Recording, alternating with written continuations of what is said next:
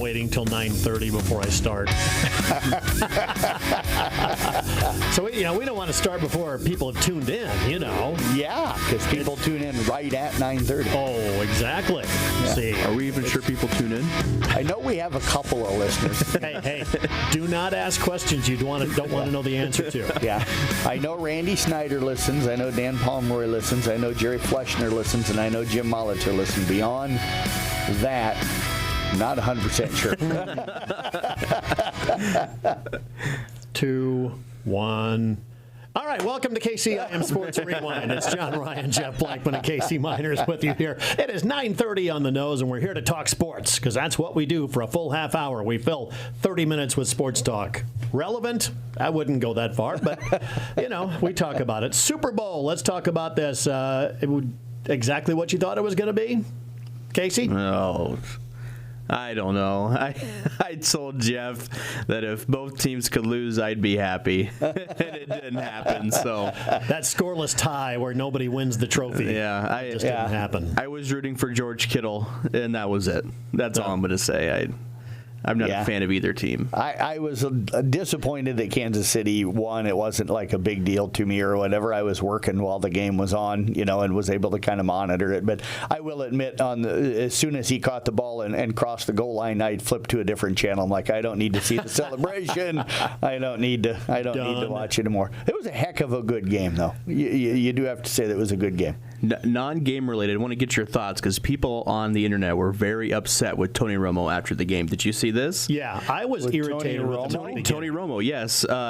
So Jim Nantz called, I can't remember what he said quite at the end of the game, but Jim Nantz called the game-winning touchdown, and then 5 seconds, not even right after Jim Nantz called the touchdown, Tony Romo starts analyzing the play. Didn't give Jim Nantz to call the play at all, pretty much stepped on his toes. Yeah, and as a play-by-play guy, there's nothing worse, as we all know, than color commentators trying to talk over the top of you. So, yeah. So, my irritation with Tony Romo was at the very beginning of the broadcast. Okay. He just kept harping on how nervous Brock Purdy's going to be. Oh, my God, can he overcome the nerves? Brock Purdy never looked nervous in that game. Yeah. I mean, just stop it. I mean, after the first series or two, he was still saying, well, he's got to calm the nerves down. He was hitting almost every pass. Yeah, didn't he hit his first 6 or first 5? I mean, they were all short 6 passes. of 8, but yeah. Stop with the whole nerves thing. Brock Purdy is pretty unshakable, I think, when that comes down to that. So, but the important thing I think that everyone can agree on as you watch the Super Bowl was how much airtime was Taylor Swift going to get? Come on now. I didn't, means I wasn't watching. I'm not exactly for sure. But you remember I told you last week I was hoping it was 100 times she was on camera. You did. Now, here's a little throwaway trivia question. This is not your trivia question of the week, but how many seconds was Taylor Swift on in the broadcast? 54 seconds. Pretty sure. Bingo. 54 seconds exactly. I believe you've heard that statistic before.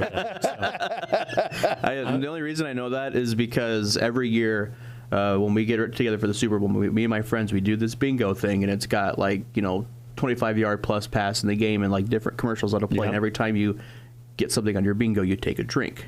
So Taylor Swift got me a bingo. It's the only reason I know that. Soft drinks, right? Yeah. Cool beverages. So no, it was. I thought it was a great defensive game. Those two defenses were outstanding. I thought. Yeah, just wish San Francisco's could have. They have one or two fourth down plays on that game-winning drive in the overtime. I know one for sure. That special teams really let them down. They did. They missed extra point. And then just the fluke where it hits the guy's ankle on the punt return. Everybody was yelling at that guy. Why is he going after it? Well, he saw it hit him. The punt returner at that, but the guy that's physically catching the punt's got to be yelling for people to get away. Right. And I don't know if they talked about that or not, but he's got to be yelling for people to get away. Even if he was, that guy was just locked up with another guy, and it just happened to be, just happened to hit him. So bad luck there. But again, a special teams problem that costs you games. Iowa State knows all about that. So yeah, and then the other discussion I heard all over sports radio yesterday was should have San Francisco taken the ball first in overtime? Yeah, that one stunned me too. Why would you take it first? They came out and said that they weren't sure what the rules were in overtime. I don't know if you guys saw that. I heard that, which is really bad on the coaching staff to not have them prepared. That is stunning to hear that they didn't. But when you have two overtime rules for the regular season and the postseason, it can get kind of confusing. It can to say be, that, but that's one of those things. I did hear that Chris Jones, the great defensive lineman from Kansas City, is like, yeah, no, we went over and over and over. He goes, we knew it down to the point where if they got the ball first and scored a touchdown and we went down and scored a touchdown, we already knew during practice 2 weeks ago that we were going for two to end it in overtime, that we were going. He goes, we knew all of the rules because they sat us down and constantly were going over what the overtime rules were. The one thing they said, I think it was Tony Romo that said, they're taking the ball first because they want their defense to rest up. Yes. Yeah, whatever. Right. They've been playing the game. I mean, your defense is what it is, but you want that ball last. Right. And I do understand that a lot of college coaches now are starting to say that the whole taking the ball last thing, sometimes you want to keep the momentum. I get that. But at the same time, I always sit here and I'm like, I want to know, do I have to go for it on fourth down? Because I want to know what I need to score. Yeah. Do I just need a field goal? It changes the whole mindset of the game. It changes how you call plays. You think about it. If you know that they've scored a touchdown and you need it, you're gonna call every series like you have 4 downs to get it, because you know you're gonna have to go for it on fourth down. So it completely changes how you play call. Stunning news. I thought there's a couple of things that happened this last week that deserve it. Chip Kelly resigns as head coach at UCLA to take the offensive coordinator position at Ohio State. NIL. What is up with that? NIL and transfer portal. He doesn't want to have to deal with it. He wants he just wants to call plays and coach football and not have to worry about all of the other responsibilities. And so, Are we going to see more of that? We will. Are you going to see just, here's the head coach is someone who manages the NIL and the players, and the other coaches actually coach? I think you're going to see a lot more of the older generation of coaches just beginning to walk away because they don't want to deal with the roster management as far as the roster changing and the NIL and all that. So I think that's why you saw Saban step away. I think that's why you saw Chip Kelly step away. I think you're going to see a lot more of those coaches of that generation and our generation start to say, okay, can't do it anymore. Well, I also think Chip Kelly got ahead of the talk because I think if UCLA didn't start very good next year, he was going to get fired pretty quick. Yeah. So I mean, he went ahead and said, "Hey, you ain't going to have a chance to fire me. I'm going to leave for another job." Really good what? Coach. I'll take my $2 million you make as an offensive coordinator for Ohio State. Yeah, I mean, really good coach, but it just seemed like a bad marriage from the beginning. Yeah, there was no ties to UCLA, and he was an Oregon guy. Yeah. So the other stunning news was, how about Kansas getting waxed by Texas Tech by 29 matches, the biggest loss to a non-ranked team for Kansas ever. Okay, Kansas is not Kansas. Let's start there. Sorry, Steve, but anytime Kansas gets waxed, I'm okay with that. I don't feel bad for them. No. They've been on the pasting end so many times. Yes. They deserve to feel that other end. Yep. Yeah, I'm not a Kansas hater, but I'm okay with them getting beat up sometimes. Everybody deserves it every now and then. So Texas Tech's been ranked all year, so I mean. Yeah, they're good. You count it as a non-ranked win because they just dropped out of the rankings this week, but Tech's been ranked all year. I mean, they're towards the top of the Big 12, so it's no slouch over. Plus, I think Kansas was playing without Kevin McCullough, who's leading the Big 12 in points per game right now, so that hurts when you don't have a 20-point game scorer in there. Yeah. But not saying that would help them. Right. But losing by 29 is kind of not a good look. But it's hard to win on the Big 12. Not a good look. Yeah, not a good look. Not a good look. By the way, they really suffered in the rankings. They fell from 6 to 8. Right. I mean, come on. Yeah. Iowa State's up to number 10 in the rankings. Real quick, I don't want to get the trivia question out here before because we got lots of other local sports to get to. So we're going back to football and Super Bowl winners. The question is, 6 teams have won exactly 1 Super Bowl played this century, so since 2000. Name those 6 teams. There's 4 NFC, 2 AFC. Okay. Name those 6 teams that have only won one Super Bowl. Well, New England and Kansas City seem to have the vast majority of the Super Bowls right now. Yes, you are correct. They were not on the list, those two. So, anyway, that's the trivia question. Let's go to boys swimming. I tell you what, some more records being set by this crew. Yeah, and Casey, I know you got the chance to write the story for us on Saturday night while I was up calling the Kemper ESAC basketball game. But you'll hear from Deb Danner coming up Saturday morning on the Pizza Ranch Coaches Show about the season that they've had and the run that they've had. But, 2 more school records down there, and what a day for them at the state tournament. And I think they felt pretty confident that they could break the 2. I know they were upset that they didn't break, I think it was the 200 free relay. Yeah, they were upset they didn't break it at the prelims or going into the state tournament, and then they ended up breaking it by 2 seconds, I think. They didn't get it. Wow. That was the one they didn't get. They re-broke the medley relay, but they were hoping to break the 200 free relay and just didn't quite get that one. Yeah. Yeah, I know they break the medley. That's the one I was talking about, the medley relay. Yep. Is that they broke that one, and I think Deb talking felt pretty confident that they could break the medley relay. Yes. Going into this, the state tournament, and then they did, and then Tika Renzi getting 6 was the highest place finisher that we had individually. Yes. So he gets on the podium and broke a school record doing it.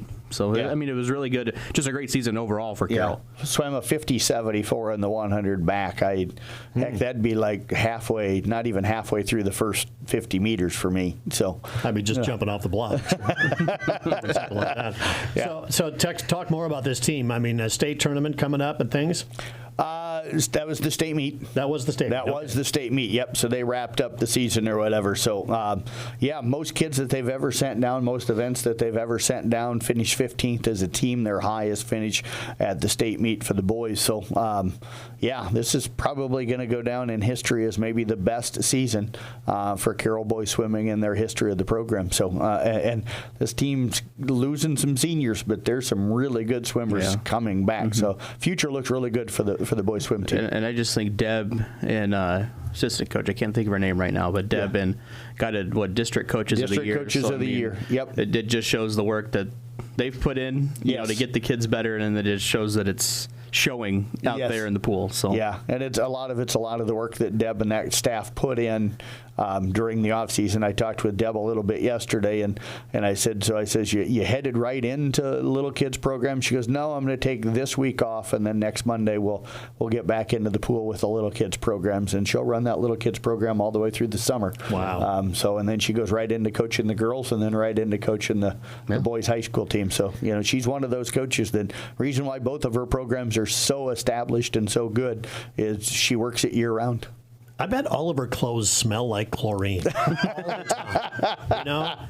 You can't be around the pool like that all the time. All the time. Yeah. All right, basketball playoffs. Let's talk about, of course, we're going to have the girls coming up tonight. But so far, recap what we've gotten done so far in the girls' playoffs. We'll start with the girls, I guess. Let's go last Saturday. Kemper got by ESAC County. A rematch from earlier in the year. I guess the quickest recap of it is ESAC hit a 3 to start the game. And then over the next quarter and a half, Kemper went on a 25-0 run as ESAC struggled offensively, and Kemper shot probably 70%, 80% from the field in the first quarter, and kind of jumped out to a big lead and ended up dominating that game. Give ESAC some credit; they were down by close to 30 and cut it down to an 18-point game at the end. So played much better over really the last 3 quarters. But Kemper looked really good, and that was probably their best game of the year. And they got to go up and play a really good 4th-ranked Sioux Center team coming up now on tonight and stuff to advance on. And then elsewhere on Saturday night, South Central Calhoun went up to Belmont Clemmy.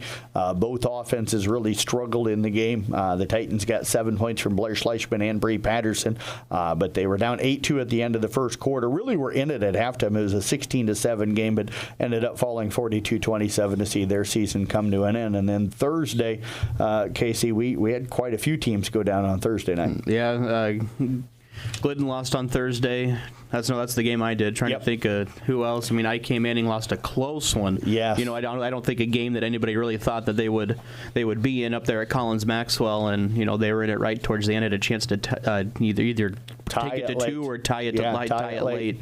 And I think Glidden ran into a much better St. Ed's team than I think people think. Not saying St. Ed's is going to go beat Newell Fonda tonight, right. but that conference gets them prepared. St. Ed's is the smallest conference in the North Central Conference, the smallest team in the North Central Conference. It's a lot of 2A schools in that conference, so they were well seasoned. They were taller than Glidden. I think that kind of hurt. Foul trouble for Glidden in the game too, but they ended up falling, and I can't. Arweva lost to West Bend Mallard on the road, and Coon Rapids Bayard defeated Peyton Churdan in a rematch from the Rolling Valley Conference where Coon had already swept them during the regular season. So we're down to just 3 girls teams right now, with Carroll High opening tomorrow night at home against Denison, and then we've got Kemper at Sioux Central tonight.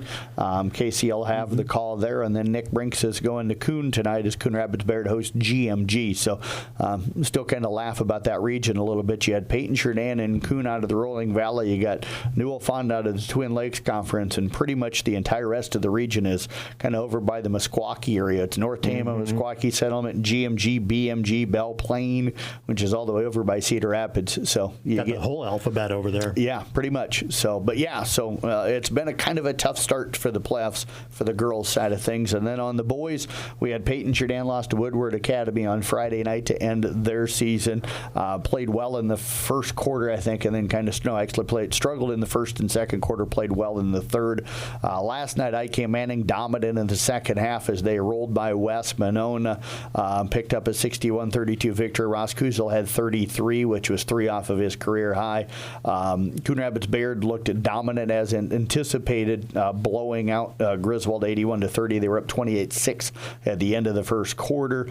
Audubon gets a jumper from the free throw line at the buzzer from Edward Miller to knock off Panorama on the road, 53-51. And then you had a heck of a game. I did have a heck of a game last night.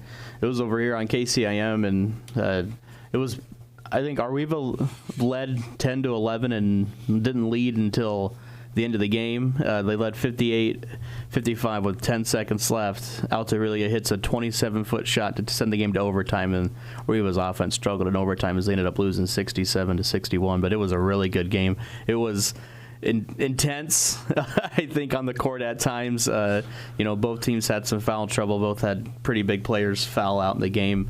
Me and Todd talked about how you could feel the intensity coming off the court last night, and it showed it's a playoff game. You want that kind of intensity, and I know Coach Wilkin was upset a little bit after the game. They had a chance to win it. Emmett Newman was huge in the second half, and one thing I think that really hurt them in overtime was he didn't get a single touch down low in overtime. He had 21 on the game, was really the reason they came back in that game, because they were down double digits in the first half and in the second half at times, down by 7 to 8 most of the second half, cut it to 5, multiple times, but couldn't seem to get over that hump. And then Emmett Newman really, started going to work down low, went out to really his big man fouled out and didn't get a single touch in overtime, and I think that's what kind of hurt him. Yeah, I know Coach Wilkin has said all year that they were at their best offensively when they would start inside with Emmett Newman and then work outside. And he said at times we get it where we get jump shot happy, and it sounds like that's maybe what happened to him in the overtime last night. There was a couple times last night they'd come down one pass shoot, and they didn't work the shot clock or anything. And I know that's one thing Coach Wilkin really stresses is they want to work the shot clock a little bit. If you're open, take the shot, but because they like to shoot the three, but work the basketball a little bit. And me and Todd even talked about it last night. Most coaches say if you can work it sideline to sideline, it gets that defense moving, so you're more likely to have an open shot. And it just seemed like sometimes last night that they did that, but then they come down the court the next 2 possessions and it'd be one pass shoot. Right. Yeah, that's tough. Being up by 3, you give up a Caitlin Clark 3 at the end of that regulation to tie it. They don't always go in though. Yeah. They I won't say anymore. We all know what that was about right there. Because, right before the Super Bowl, that was a pretty thrilling game. I tell you what, that was a fun game to watch. And even Iowa Hawkeye fans, a little disappointed. Caitlin didn't take a great three with about 20 seconds left to go on that one. That seemed awfully rushed. But, she makes those kind of shots. Yeah, Most of the time, it seems like she's hit so many of those clutch She's got the green light to do it. Yes. So I just got to laugh because Donna sent me a text. Donna from here at the office sent me a text at the beginning of the game, "Go Hawkeyes." But, I didn't hear anything from her at the end.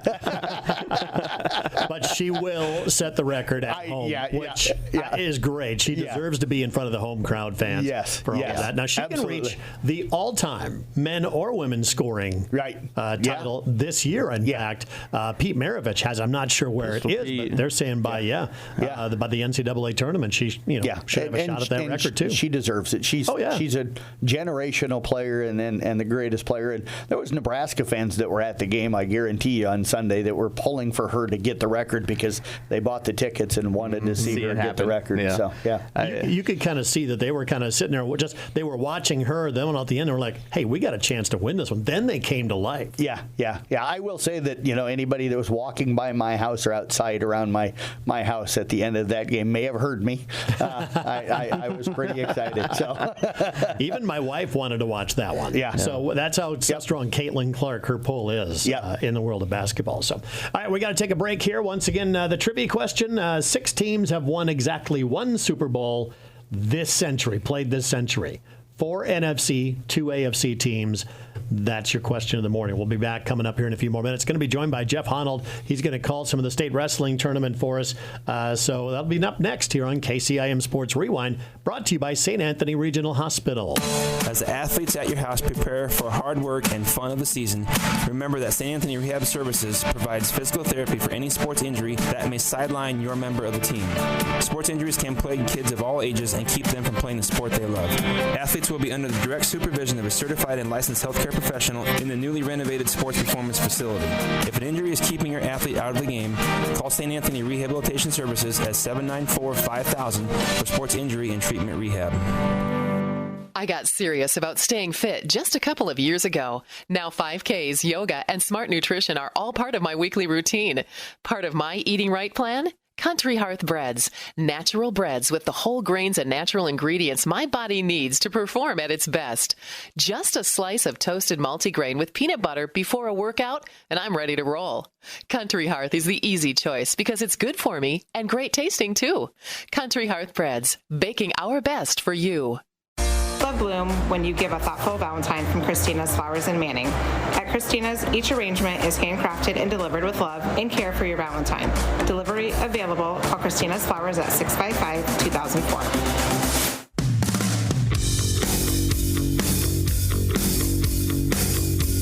1380 AM, 95.1 FM, KCIM at Sports Rewind. And man, there's just so much.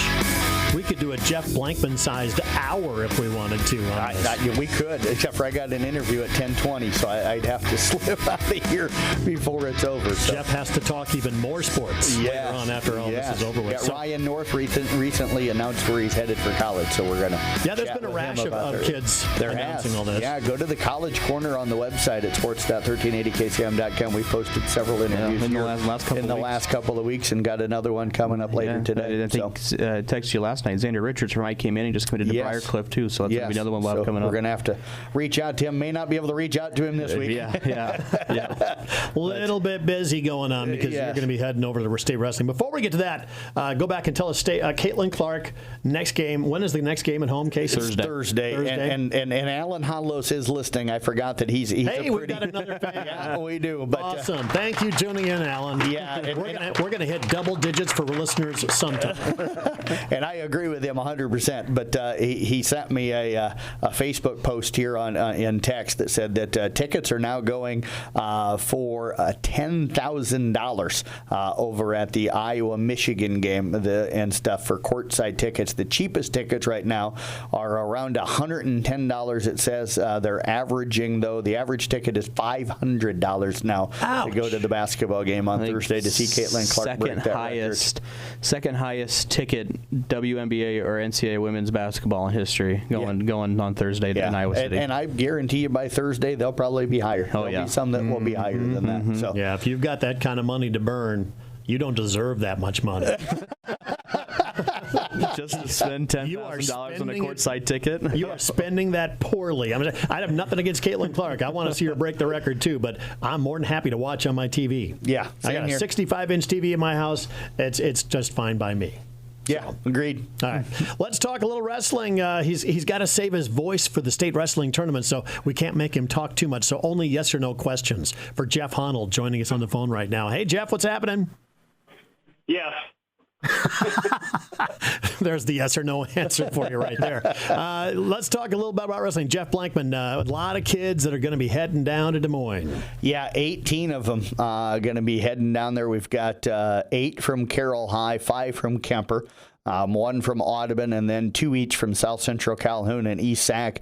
Carroll and Audubon will both be in the morning session all 4 days, Wednesday, Thursday, Friday, and Saturday. And then East Sac, South Central, and Kemper will be in the evening session, which starts at 6 o'clock at night, all 4 of those, or actually all 3 of those days, because Saturday, of course, it's the third place, fifth place, seventh place matches, the consolation side of things, and then Saturday night, of course, the championship matches. So, yep. So Jeff Honnold going to be there just right around the outside on the. Did you say is he ringside? No, he'll be up in the media side. He'll be up in the media room all the way up top. Well, we'll just call it Matt side here. Yeah. But Jeff Honnold, as you're getting ready to call this, man, there's a lot of kids that are going to be out there and a lot of folks that are going to be interested. That's a lot of talking for you and Bill Kane, man. Talk about what it's like to cover from wall to wall at the state wrestling tournament. Well, we got broke in a couple weeks ago with the girls. That was first session was 6 hours. So thanks to Casey, he's got some nice commercials and breaks and some interviews from Jeff and everybody in there. So that helps to break up the time. But the hardest part is trying to keep up with the action to make sure you try to get everybody covered. You might have 2-3 people on the mat at the same time. So Bill does a good job. We'll let him call most of the matches. I'll try to catch up on the ones that are maybe on the side and break in with some results. But the hardest part is trying to make sure you get everybody covered and not miss anybody. It's really hard. But we'll have 2 or 3 computers up there so you can try to track all the kids and, all the equipment as far as broadcasting. And then Bill and I are still bracket guys, so we'll fill out the brackets so we know where things are going. Let's talk about the Carroll Tigers. They got a good, solid representation here at the state wrestling tournament. Talk about what you're looking forward for them. Well, yeah, it's a record for them. Eight guys down there and winning the district, which is the first time ever. They're wrestling really well. I've seen them 2 or 3 times already, and they've got some guys I think that have a really good shot at getting on the stand, medal stand at some point. So looking forward to seeing how they match up and perform down there at state. But they've wrestled in some big tournaments, so I don't think the state's going to affect them. And quite a few of these guys were down there again last year. So kind of depending, if you're on the winner's side, it's pretty good. I'm not sure how they adjusted the consolation brackets. Last year you had ranked guys going against ranked guys, and unranked guys kind of came through easy. So depends on how they did that, if they fixed that part of it. But hopefully we get some people on the podium down there. It sounds like, Jeff, that everything's pretty much the same as it was last year. Track wrestling, with their criteria, is going to be the one that seeds. So depending on how their seeding goes, rankings aren't going to be a part of it. So you could run into that on the backside. You've talked a lot about Tiger wrestling over the years. You look at Carroll High, 8 being a record, Kemper close to a record, if not a record, with 5 going this year. It is a record. So you look at, I've interviewed a few of the kids, and people will hear those interviews coming up down at the state tournament as part of you and Bill's coverage. But the kids talk about what Tiger wrestling, or Cardinal wrestling, has done in the youth program, what it has done for both of these schools here in town. Yeah, and I hate to admit this, but Coach Devaney, longtime Nebraska coach, has a deal that you really need to teach these kids, all kids, their sports, their fundamentals, just the fundamentals, while they're young.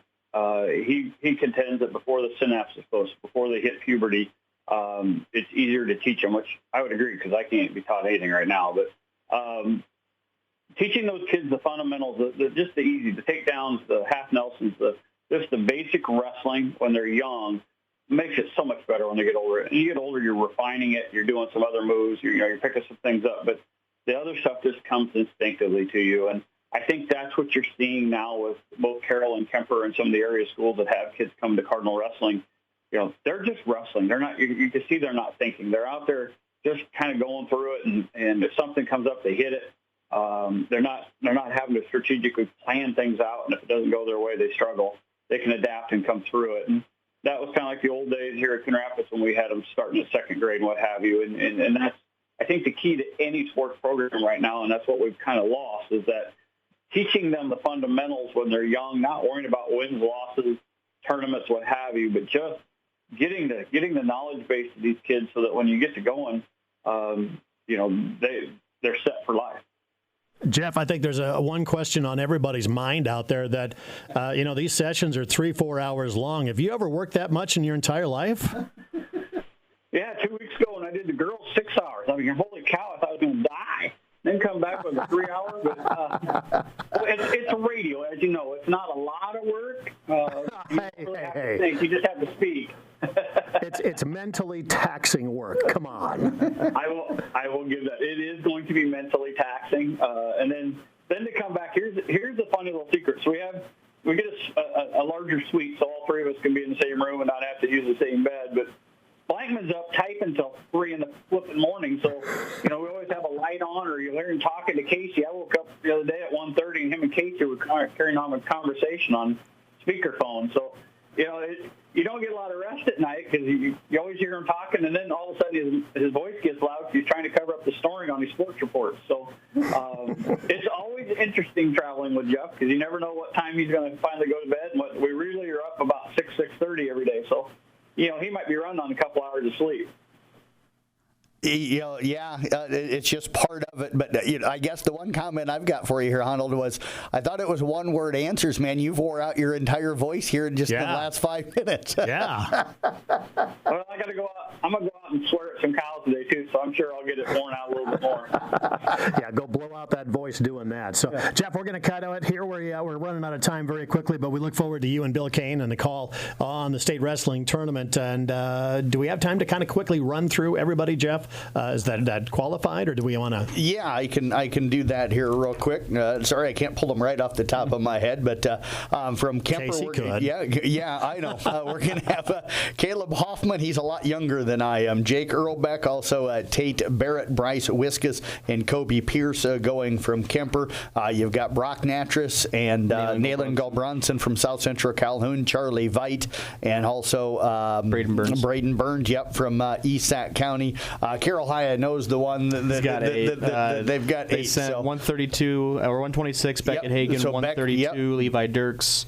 138, Cale Nelson, Cooper Ludwig at 150, Owen Clucky at 157, Chase Regaler at 165, Kieran Polking at 175, and Quentin Polking at 190. And I will tell you that with the new change in the weight classes this year and the names, I'm still catching myself wanting to say last year's weight classes. So, all right. So we're going to wrap up here with our trivia question. 6 teams have won exactly 1 Super Bowl among those played this century. There's the kicker right there. 4 NFC, 2 AFC. What do you guys got for me? Denver's 1. Okay. Los Angeles, the Rams. Seattle. Rams, no, they won 2. Oh, did they? Yeah. They were St. Louis one time in LA. Seattle. Seattle is another one. That's 2. New Orleans. Saints, correct. Green Bay. Green Bay. That's wow. You guys are kind of killing Aaron Rodgers only has the 1. So, yeah. Pittsburgh, we won? Nope. They probably won because Roethlisberger won 3, if I remember correctly. You